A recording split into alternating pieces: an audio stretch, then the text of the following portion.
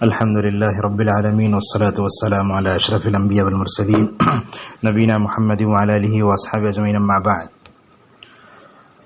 الحمدللہ آج کے دن سورج گرہن کی نماز پڑھ کے رسول اکرم صلی اللہ علیہ وسلم کی ایک سنت کو ہم نے زندہ کیا ہے.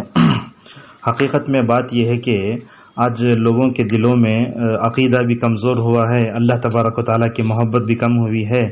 چنانچہ بندہ کائنات میں جب غور کرتا ہے تو اسے معلوم یہ ہوتا ہے کہ یہ کائنات کے چلانے کے پیچھے ایک ذات ہے جو اللہ تبارک و تعالیٰ کی ہے. جب بندہ اللہ تبارک و تعالیٰ کی بنائی ہوئی اس کائنات میں غور کرتا ہے تو اسے معلوم ہوتا ہے کہ سورج بھی اللہ کی اطاعت کرتا ہے اور چاند بھی اللہ تبارک و تعالیٰ کی اطاعت کرتا ہے.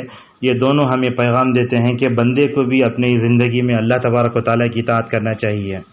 سب سے اہم بات یہ ہے جو ہمارے لیے بڑی خوشخبری کی بات بھی ہے، سیرت نگاروں نے لکھا ہے کہ شوال کے آخری دنوں میں 10 ہجری میں بھی سورج گرہن ہوا تھا رسول اکرم صلی اللہ علیہ وسلم کے زمانے میں. آج بھی ہم شوال کے آخری دنوں سے گزر رہے ہیں تو سمجھیے یہ حسن اتفاق ہے کائنات میں. نبی صلی اللہ علیہ وسلم کے زمانے میں جب سورج گرہن ہوا تھا ایک مرتبہ، وہ 10 ہجری کی تاریخ تھی اور شوال کے آخری دن تھے. آج بھی الحمدللہ اسی موقع کا سورج گرہن ہوا ہے. تو احادیث کی روشنی معلوم ہوتا ہے کہ نبی صلی اللہ علیہ وسلم جیسے یہ سورج گرہن ہوا تو مسجد کی طرف لپکتے ہوئے گئے، اور آپ کی کیفیت یہ تھی کہ آپ جو ہے چادر کو کھینچ رہے تھے کہ کہیں قیامت نہ آ جائے. آپ صلی اللہ علیہ وسلم نے نماز پڑھائی. عائشہ رضی اللہ عنہ کہتی ہیں کہ اللہ کے نبی صلی اللہ علیہ وسلم نے سورہ بقرہ پوری پڑھی، تقریباً 2.25 پارے پر مشتمل صورت ہے. اس میں آپ نے لمبا رکوع کیا، جو 2 رکوع کیے، اور لمبا قیام کیا، لمبے رکوع سجدے کیے. اور روایتوں میں آتا ہے کہ اللہ کے نبی صلی اللہ علیہ وسلم نے صحابہ کرام کو بھی جمع کیا اور صحابیات کو بھی جمع کیا. عائشہ رضی اللہ عنہ کہتی ہیں کہ میں نماز پڑھ رہی تھی تو اچانک میں نے دیکھا کہ اسماء رضی اللہ عنہا جو ہے آ رہی ہیں. تو اسماء نے عائشہ سے پوچھا کیا ہے، تو عائشہ نے آسمان کی طرف اشارہ کر کے بتایا دیکھو سورج کو گرہن لگا ہے، اسی لیے رسول اکرم صلی اللہ علیہ وسلم نماز پڑھ رہے ہیں. تو آپ صلی اللہ علیہ وسلم نے جو سورج گرہن کی نماز پڑھائی تھی اس میں کیفیت کیا تھی؟ اللہ کے نبی کے بارے میں بتایا گیا کہ نبی صلی اللہ علیہ وسلم جب نماز پڑھنے لگے تو جو ہے آپ صلی اللہ علیہ وسلم نماز میں آگے بھی بڑھے پیچھے بھی ہٹے. حالانکہ نماز میں اللہ کے نبی حرکت نہیں کرتے تھے لیکن آپ پیچھے بھی ہٹے آگے بھی بڑھے. تو اسماء رضی اللہ عنہا نے پوچھا یا رسول اللہ، کبھی میں نے آپ کو نماز میں آگے بڑھتے پیچھے ہوئے نہیں دیکھا، کیوں آپ آگے بڑھے؟ تو اللہ کے نبی نے اس موقع پر فرمایا کہ مجھے جنت اور جہنم کے مناظر دکھائے گئے اور مجھے یہ بھی بتایا گیا کہ تم کو جو ہے قبروں میں آزمایا جائے گا اور دجال کا فتنہ بھی مکمل طور پر ہوگا.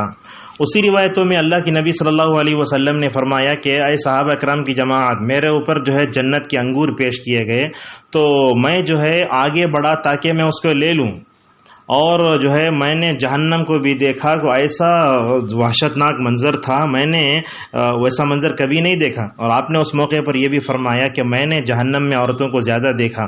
تو اللہ کے نبی صلی اللہ علیہ وسلم کے صحابہ نے کہا یا رسول اللہ، آپ نے اسے لیا، انگوروں کو دیکھا، اس کو لے لیتے. تو آپ نے اس موقع پر فرمایا کہ اگر میں اس کو لے لیتا تو قیام جب تک دنیا باقی رہتی اس کو مکمل طور پر کھا سکتی تھی. اور اللہ کے نبی صلی اللہ علیہ وسلم نے جو نماز پڑھائی تھی، نماز میں آپ کو وہ عورت کو بھی دکھایا گیا جو بلی کو تکلیف دے رہی تھی. بلی کو نہ تو کھانا دیتی تھی نہ پانی دیتی، بھوکا مارتی تھی، یہاں تک کہ وہ بھوکی مر گئی. تو اللہ کے نبی صلی اللہ علیہ وسلم کو وہ بنی اسرائیل کی عورت دکھائی گئی. اسی طریقے سے عمر ابن لحی جو تھا وہ بھی جو ہے کیا کرتا تھا، کعبۃ اللہ کے اطراف میں اس نے بت رکھے تھے. تو اللہ کے نبی صلی اللہ علیہ وسلم کو وہ آدمی بھی دکھایا گیا جس نے دین ابراہیم کو بدلا، اور حاجی جب حج کرنے جاتے تھے تو ان کا مال بھی چوری کرتا تھا. تو معلوم یہ ہوا کہ جانوروں کو تکلیف نہیں دینا چاہیے. اگر کسی جانور کو تکلیف دیتے ہیں تو اس کا بھی جو ہے ہمیں جو ہے عذاب بھگتنا پڑے گا. اسی لیے ابن عثیمین رحمۃ اللہ علیہ کہتے ہیں کہ اگر ہمارے گھروں میں چوہا بھی آتا ہے اور ہم اس چوہے کو مارنے کی کوشش بھی کرتے ہیں تو اگر وہ اٹک کے تڑپ کے مرا تو یہ بھی اس کو تکلیف دینے کی طرح ہے. اگر ہم اس کو مارنا بھی چاہتے ہیں تو اچھے انداز سے مار دیں. تو یہ بھی کہا کہ اگر وہاں چوہے کو مارتے ہیں، اس کو مارنے کی وجہ سے تڑپ کے مرتا ہے تو ہو سکتا ہے جیسے وہ عورت بلی کو تکلیف دینے کی وجہ سے جہنم میں گئی، ہو سکتا ہے کہ چوہے کو تڑپا کے مارنے والا بھی جہنم میں جا سکتا ہے. اللہ کے نبی صلی اللہ علیہ وسلم نے لمبا خطبہ دیا، اتنا لمبا خطبہ دیا کہ خطبہ دینے کے بعد اللہ کے نبی واپس ہوئے تو سورج کا گرہن ختم ہو چکا تھا۔ اس میں آپ صلی اللہ علیہ وسلم نے کن باتوں کی طرف اشارہ فرمایا؟ آپ صلی اللہ علیہ وسلم نے اس میں لوگوں سے کہا کہ لوگوں، اللہ کو غصہ دلانے والی چیزوں سے بچو۔ ہماری زندگی کا مقصد اللہ کو راضی کرنا ہے، اور اللہ کو راضی کرنا یہ ہماری زندگی کا سب سے بڑا مقصد ہے۔ اللہ نے فرمایا وَرِضْوَانٌ مِّنَ اللَّهِ أَكْبَرُ۔ تو ہمیں یہ سورج گرہن کے خطبے میں اللہ کے نبی صلی اللہ علیہ وسلم نے جن باتوں کی طرف اشارہ کیا، اس میں یہ بات یہ بھی ہے کہ ہم اللہ تبارک و تعالیٰ کو غصہ دلانے والے کام نہ کریں۔ اللہ تعالیٰ کو غصہ کون سی چیزیں دلاتی ہیں؟ شرک اللہ کو غصہ دلاتا ہے، بغیر سبب کے تصویر پکڑنا اللہ کو غصہ دلاتا ہے، اسی طریقے سے بزنس مین جھوٹی قسم کھا کے جب بیچتا ہے تو اللہ تبارک و تعالیٰ اس پر غصہ ہوتا ہے۔ اور سب سے بڑا اللہ تبارک و تعالیٰ کا غصہ کس پر آتا ہے؟ جو لوگ شرک کرتے ہیں۔ اسی لیے یہودیوں نے جب عزیر کو اللہ کا بیٹا بنایا تو اللہ کا غصہ اترا، ان الذین اتخذوا العجل سینالهم غضب من ربهم وذلة فی الحیاۃ الدنیا۔ اور موجودہ دنیا میں اللہ کا غصہ ہم پر اترا ہے تو کرونا وائرس اس کی سب سے واضح مثال ہے۔ ہم دیکھ رہے ہیں دن بدن کیسز بڑھتے جا رہے ہیں، دنیا کی پریشانی بڑھ رہی ہے۔ ہم سوچیں کہ ہم نے کس وجہ سے اللہ کو غصہ دلایا ہے، اور اللہ تعالیٰ کے غصے کی ایک شکل جو ہے کرونا وائرس کی شکل میں ہم سب پر مکمل طور پر اتر رہی ہے۔ اللہ کے نبی صلی اللہ علیہ وسلم نے خطبے سورج گرہن کے خطبے میں جن باتوں کی طرف اشارہ فرمایا، آپ نے فرمایا کہ یہ سورج اور چاند اللہ کی نشانیوں میں سے ہیں، اور اس کو گرہن جو لگتا ہے کسی کے موت اور کسی کی زندگی سے نہیں لگتا۔ ہوا کیا تھا؟ جس دن سورج گرہن ہوا اسی دن حضرت ابراہیم رضی اللہ عنہ کی موت ہوئی، تو لوگوں نے یہ سمجھ لیا کہ رسول اکرم صلی اللہ علیہ وسلم کے بیٹے کی موت ہوئی، اس وجہ سے جو ہے گرہن لگا ہے۔ آپ نے یہ جاہلی عقیدے کو مکمل طور باطل قرار دیا، اور اسی طریقے سے اللہ کے نبی صلی اللہ علیہ وسلم نے اس خطبے میں فرمایا تھا، اے امت محمدیہ کان کھول کر سن لو، اللہ تبارک و تعالیٰ کو بڑی غیرت ہے۔ جانتے ہیں کہ دنیا میں زنا بہت ہوگا، آدمی اپنے غلام سے اور اپنی لونڈی سے بھی زنا کرے گا، اور آپ صلی اللہ علیہ وسلم نے یہی لفظ فرمایا، اے امت محمدیہ اگر تم وہ جان لو جو میں جانتا ہوں تو بہت تم کم روگے اور کم ہنسو گے اور زیادہ روگے۔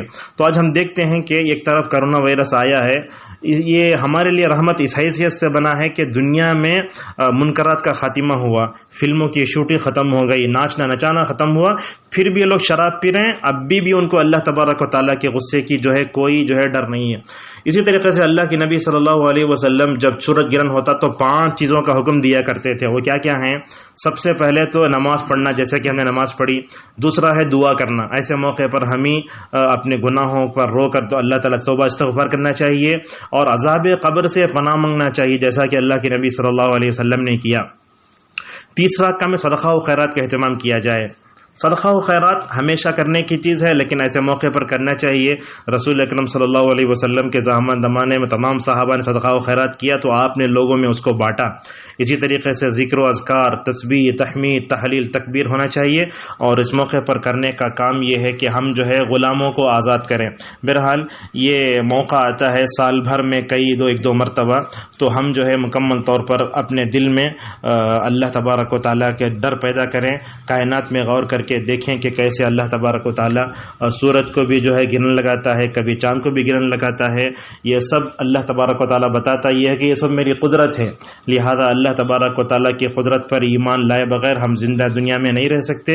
اللہ تبارک و تعالیٰ سے ہماری دعا ہے کہ اللہ تعالیٰ ہمارے نماز کو قبول فرمائے، اور جو کام ہمیں کرنا ہے نبی صلی اللہ علیہ وسلم کی سنت کے مطابق کرنے کی توفیق عطا فرمائے۔ اللہ تعالیٰ یہ کرونا وائرس جو پھیلا ہے دنیا میں، اللہ تعالیٰ اپنی رحمت سے اس کا خاتمہ فرمائے اور ہم سب کی حفاظت فرمائے۔ وآخر دعوانا الحمد للہ رب العالمین۔